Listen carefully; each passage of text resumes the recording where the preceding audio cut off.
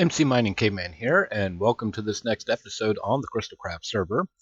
And this time it is genuinely on the Crystalcraft server. A lot of people have asked me how I got that last episode made, the one with my wife doing the first half of it. So I thought I would just kind of go through a little bit of the magic, as it were, that went around that I used to make it come about. So first off, a lot of you need to realize that it wasn't all done in Crystalcraft. Let me show you some things. Let me see what my homes are.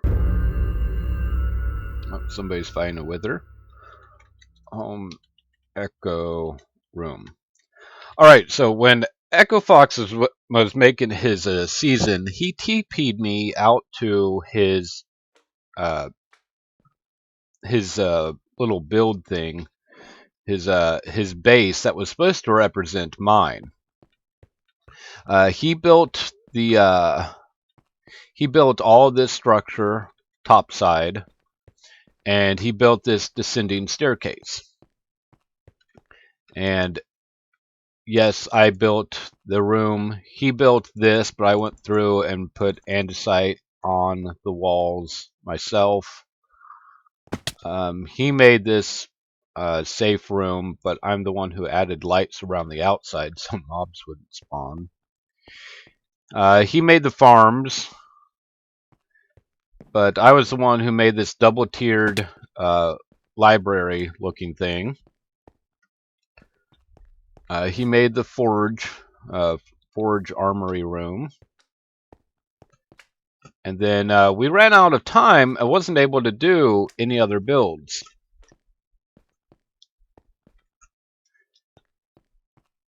So, and then as he wanted to use my museum. Now, I really built that museum. In fact, let me just do a quick thing.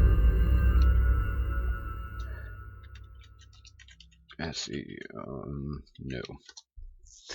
So what he did was he copied over with his server permissions. He copied over my museum, and he input it into his set that he was making. Looks like I need to replace some snow. And so that is how he filmed it. It was not in the original set here. So let me hop back over to his set.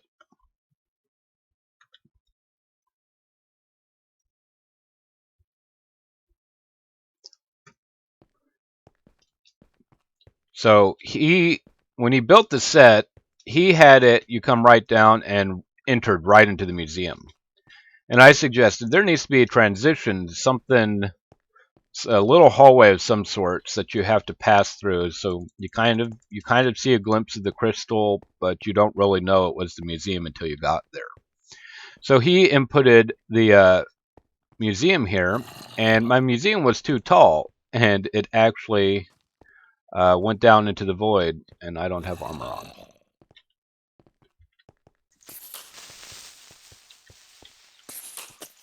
Oh, there we go. And a third wither. My goodness. So this is what it actually looked like. Some people did destroy the set after the filming was done, but before the series had been finished being uploaded by Echo Fox. So what I did was I took a copy of this room and let's see, is it in my single player still? Let me load up the worlds real quick and I'll be right back. Alright, I'm back. They were on a backup drive. But anyway, let's see, Echo destroyed. So this is a single player world in which I came through, and let me enable fly.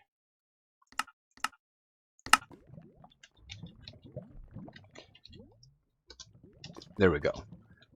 So I went through, and this is the bottom.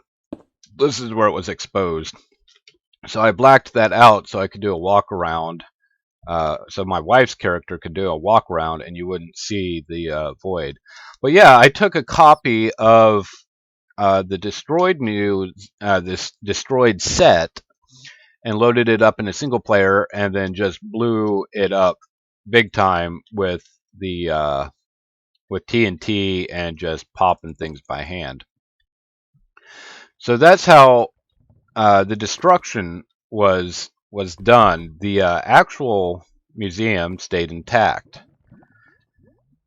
Now, a lot of let's see. So I'm looking at the video. All right. So my wife did. She didn't actually play Minecraft for it. I had her record the audio. I wrote a small script, had her record the audio with me, and we synced it so that as she was reading it, I was moving her character around.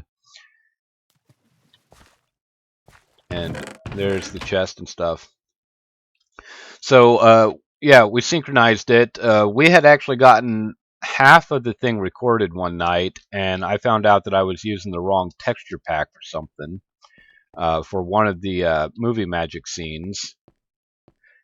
The scene where she's following my commands and going the book commands and going down into the bottom of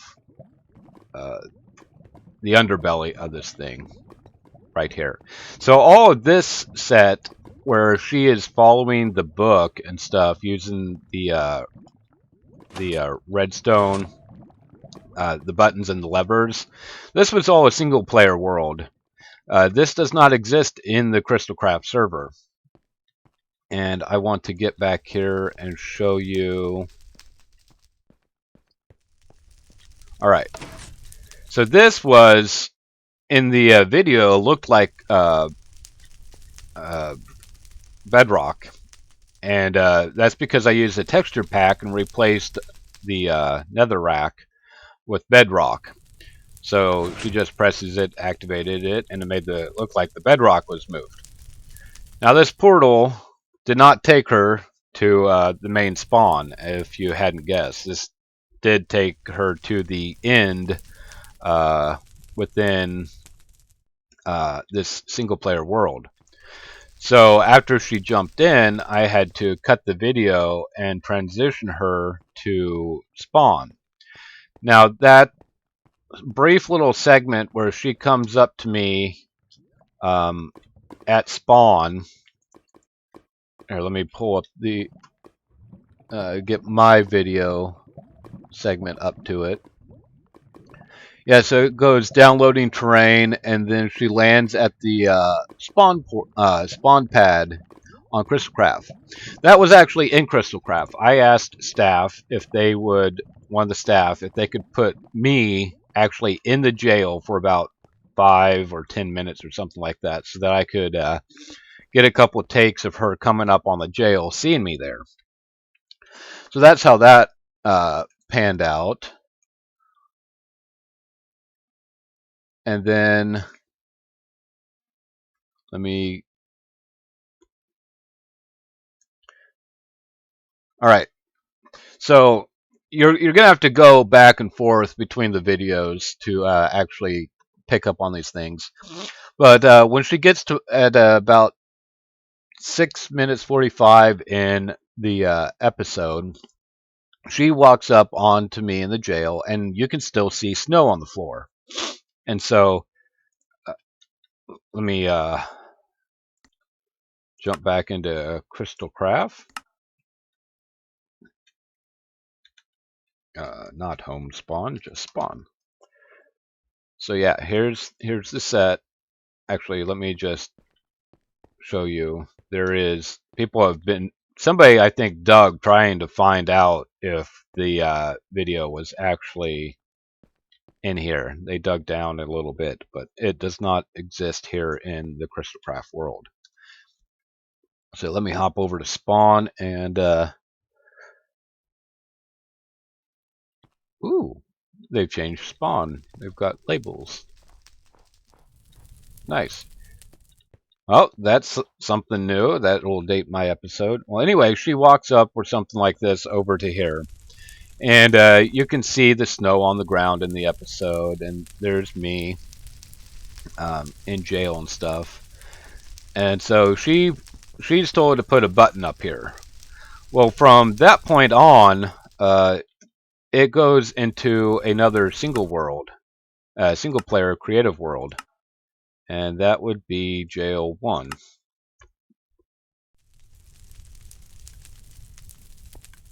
Or not. Yeah, because I had it transition in the video to me being inside the jail. And if you look on the video at 655, well, you can't really tell. But if you look, you can tell that, slightly tell that the snow is gone. There we go. So, creative copy of the Spawn entrance. And the snow is gone because all the ice melted. So I tried masking the shot a bit by staying back quite a ways.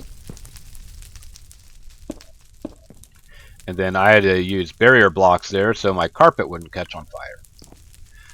So this whole scene was simply for her. I was going to do it all in one take, but I needed 2 different events to happen while I was in jail.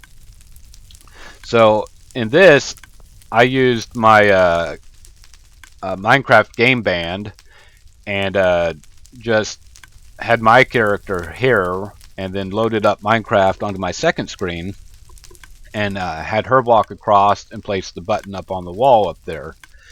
And then that dispensed I think it's up here. Yeah, it dispensed the admin access card that I used to get out of jail. But yeah, this scene was simply for her to walk up, press, put the button, press, and it dropped the this sticky piston to retract the iron bar so I could get out. And that's all that this world was for. And then I had to make another world. I probably could have done a different one, but I wanted to make it look more seamless. And so I had this other world. In fact, I need to come back to the beginning. There we go. Up here to the beginning. So this is where I used the card to fall through the floor. And the reason why, if I can find where the signs are, there they are. I needed to do this because I needed this iron bar to not be there anymore. So the movie magic was that I don't look down at the retracted iron bar, and I just come out here and look somewhere, and then I had to freeze it and then count where my crosshairs were on the glass, and then load up this world and then put myself in a very relative position. And this is how the floor worked. It is carpet. Now, in the Crystalcraft jail, there is not a carpet here. So this should have been evident that there was no, that this was single player. And also, if you look at the video real closely, the hunger bar and XP and health is all gone. So the way this thing worked was that I had this on a timer so that when I dropped the access card in here, that it would have traveled. Come on. There we go. It traveled through these hoppers and then drop onto this pressure plate, causing a tick pulse to pump the piston real quick and then retract it again so that it looked like there was nothing there. So I'll just go ahead and do that again and show you. And show you. There it goes. So it happened real quick, and I wasn't, you know, I kept that part of the area off my screen so that it wouldn't be seen. And then I just dropped down here, and these mine shafts semi-exist in Crystalcraft, but I had to. Just a moment. Alright, sorry about that. My kids were getting a little too noisy behind me, and I was losing track of what I was trying to say. But yeah, these mine shafts semi-existed, and I connected all the tracks, rerouted the rerouted a few things, lit it all up. So the whole thing does do a giant circle and pretty much come back here to nearly the beginning. But I wanted a really long thing to take, a very long track to take place. And I'm just going to turn this off real quick. There we go.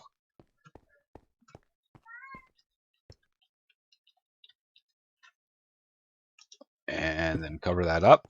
So there's an activator here which turns on the redstone for this thing, and it starts doing its thing. I don't know why I didn't retract. And so to do this scene where I get launched out of here is actually reverse animation. Rather than trying to fly up and up and up and up. And that's longer than the entire segment was, I think, right there, just trying to get out of the hole. What I did was I looked. There we go. I looked at the wall at a certain spot, or something. I think I was like up here or something, and I used TPMC. Come on, why is it not? Is it not recognizing me? Huh, it's not recognizing me.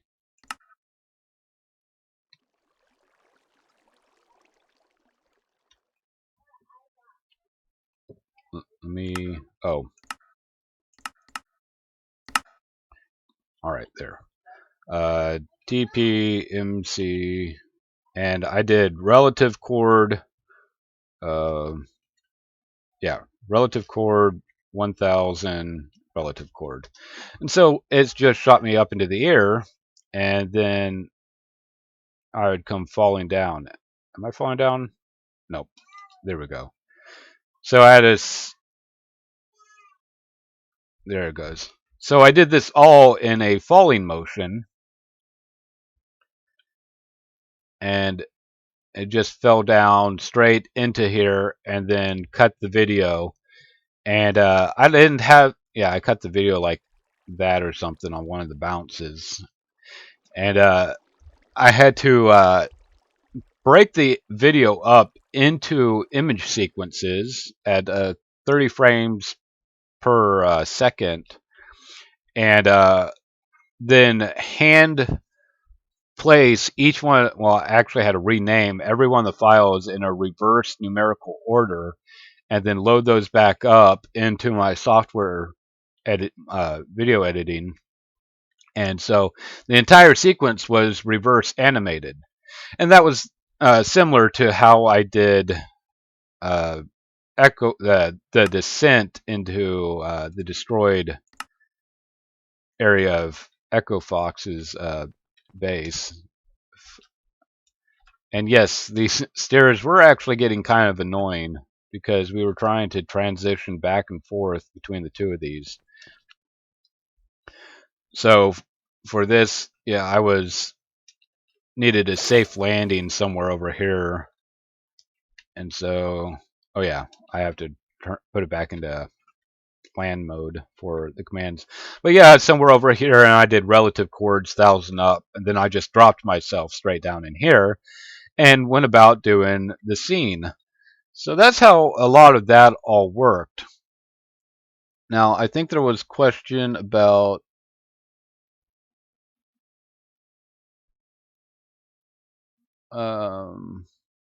no, that looks like that. Hopefully that covered most of your questions that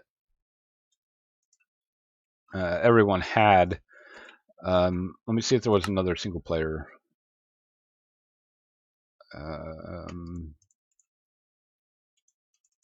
Checking my files. Oh yeah, there is a. Oh no, this is still destroyed too. I thought I had one where it wasn't destroyed. Oh yeah, echo hole.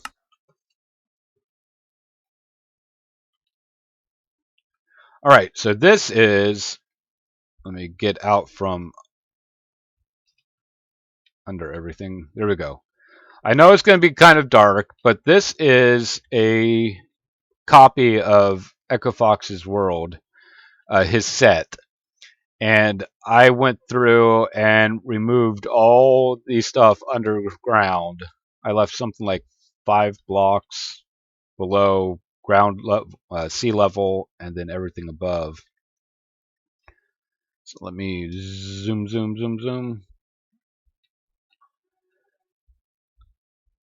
So yeah, I preserved his set in perfect condition in case he ever needed to come back to this, because it did get pretty well destroyed in the server. But yeah, this is a pristine set, everything rebuilt, everything in its glory. In fact, I think I ended up, yeah, I went through and redid the this farm a little bit, added nether wart to the back, and then lily pads on the water to walk on, because that's something I do in when I really play. Redid the museum, the library, rebuilt his forge. But if you just go out one of these, boom, there is nothing there.